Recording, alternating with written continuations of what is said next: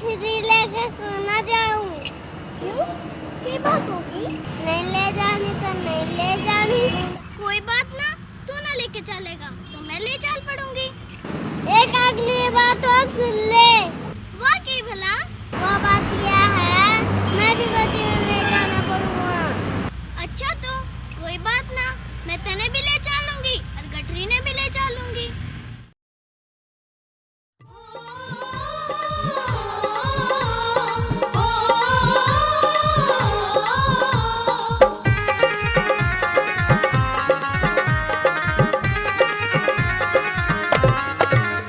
छोटी